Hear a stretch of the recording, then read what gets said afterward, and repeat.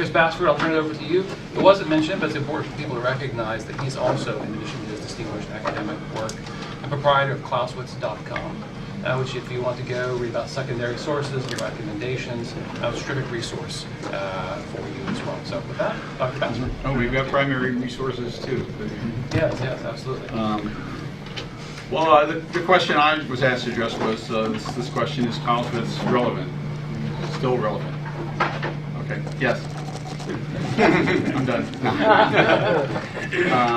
The real question, though, is why is he relevant? And I hope this series has helped elucidate that. But perhaps one more question is, how do we get our hands on that relevance? How do we get the utility out of Clausewitz? And of course, the first question is, does everybody need to be reading Clausewitz? I mean, the guys down in modeling, and maybe those guys, but the guys in the motor pool and down in acquisitions, maybe not. Wouldn't hurt. I've got some books I like to sell them. But if you have aspirations to influence, power, responsibility, or if you are in danger of stumbling into those things without seeking them, and that happens, you have a responsibility to develop yourself constantly throughout your career, as a national security professional and as a citizen, as an intellectual, as a participant in our political system. You really need to be seeking to develop gravitas, wonderful Latin word, center of gravitas.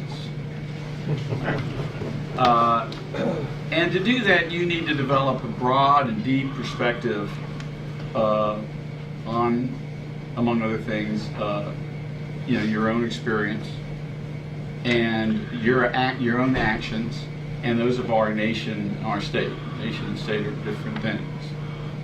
But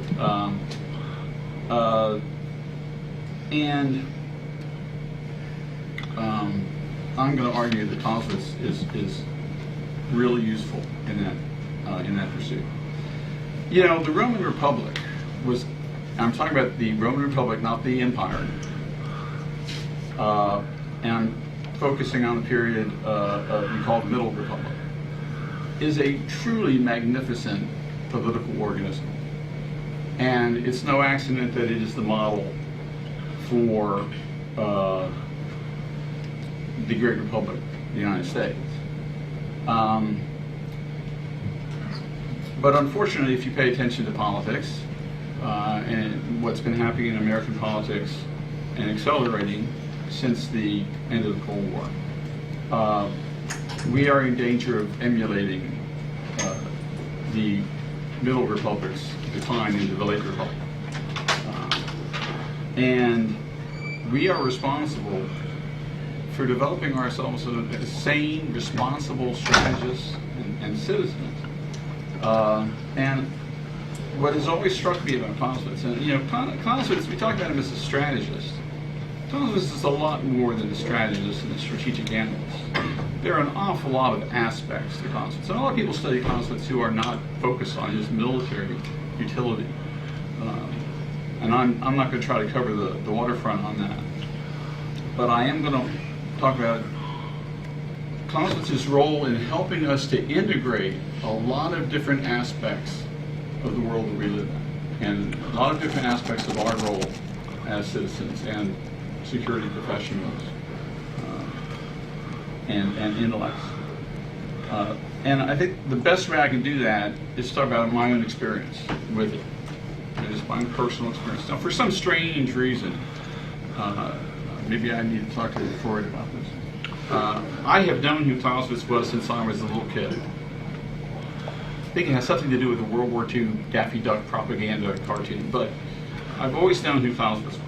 But I never read Clausewitz until I was a freshman in college. And I picked up a book that I now steer people away from until they develop some maturity in the study of Clausewitz. And that's the Penguin abridged translation, which is very problematic in a lot of ways.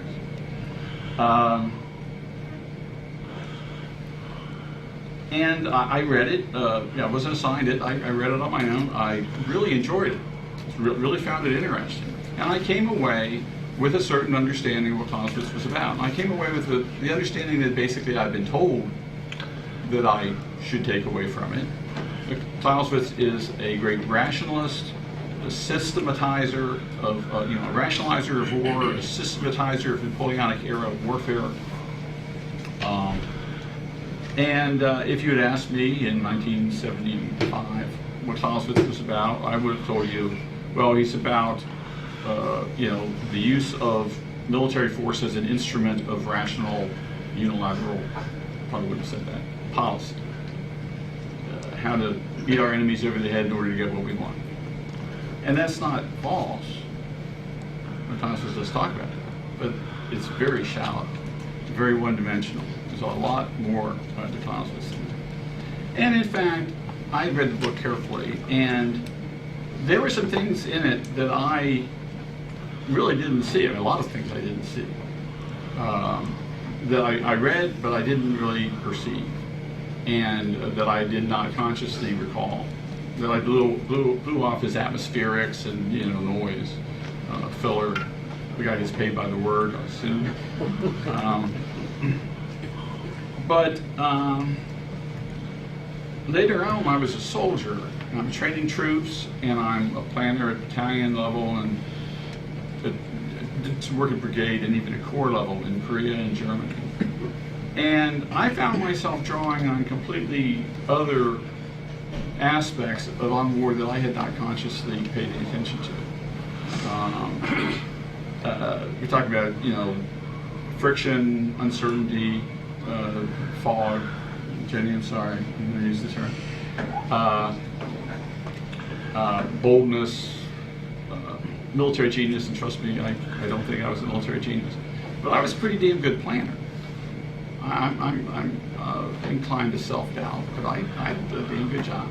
And I found, though, that the way I thought about the problems that we faced was quite different from most of my colleagues. And it took me a while to realize that I was pulling that stuff from Clausewitz. And I get out of the Army, I go back to grad school, and I get my PhD, and I'm studying for my PhD in history. And all of a sudden, I look at Clausewitz again, and all of a sudden, I'm seeing a completely different Clausewitz, a new Clausewitz. And that's Clausewitz, the historical philosopher. Clausewitz, who's analyzing how and examining how events really unfold in the real world, and how we participate in those events, and how we then try to capture what happened in those events. Here we're talking about the research and writing of history, and then how we use what we found, our reconstruction of the past in developing ourselves and educating others. And I got out of academia. I went to work for the Marine Corps and became an analyst and an